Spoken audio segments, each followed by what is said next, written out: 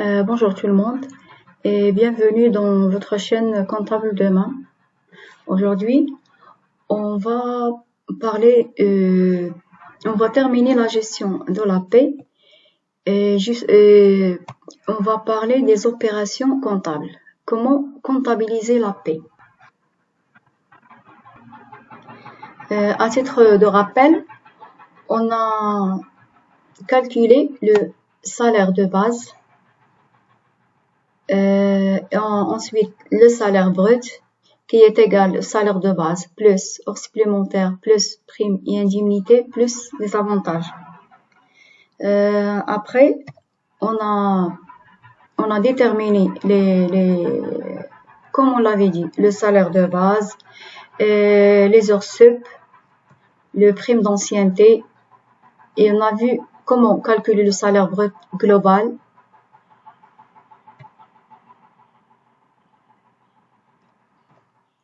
Le salaire brut imposable qui est égal au salaire brut global qu'on a déjà calculé, moins les éléments exonérés. Et pour bien comprendre de quoi je parle, il faut voir le vidéo numéro 1 et le vidéo numéro 2 où j'ai traité une application. Bon, pour la comptabilisation de la paie,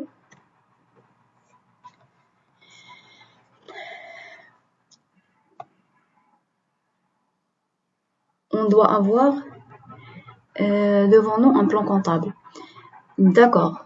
Ici, j'ai les travaux de la paie, l'enregistrement des salaires sur la base du bulletin de paie. Pour le salaire brut global, on le comptabilise sur le compte 6171, rémunération du personnel. Après, si on a des avances, c'est 34, 31. Pour le 6171, comme on le sait, c'est un compte débiteur. Donc, on doit débiter ce compte par le total salaire brut global. Et au crédit, on va trouver 34, 31 avancé à compte au personnel. 44, 32, la rémunération due au personnel, c'est le net à payer. Comme vous voyez ici, c'est le net à payer. Salaire net. 44, 34, opposition sur salaire, si on a. 44, 41, la CNSS. C'est la CNSS plus AMO. Sinon, vous pouvez mentionner la CNSS sur le compte 44, 41, 001 et la CNSS, vous faites des sous-comptes pour plus de détails et aussi pour faciliter notre pointage. On a 44, 43, caisse de retraite, c'est-à-dire CMR. 44, 48, autres organismes sociaux, si on a assurance privée ou quoi. Aussi, il y a 44, 55, c'est l'IR salarial.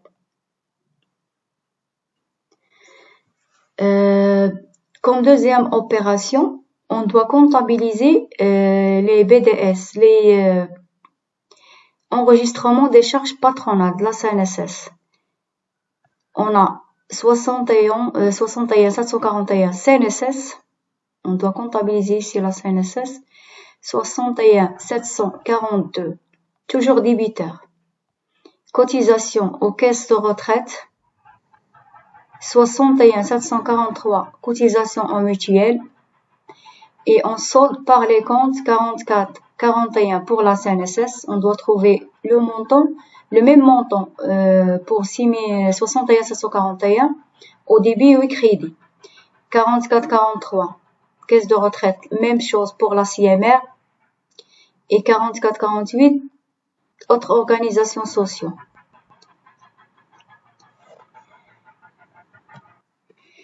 Ça, c'est pour la comptabilisation des salaires et des déclarations, soit CNSS, CMR ou IR. À la fin, on doit comptabiliser les règlements.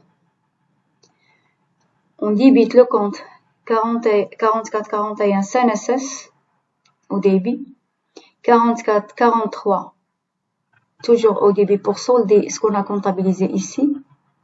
44, 48, autres organismes sociaux. Après 44, 32, rémunération due au paiement. On doit trouver ici le total net qu'on a déjà comptabilisé au crédit lors de la constatation des salaires.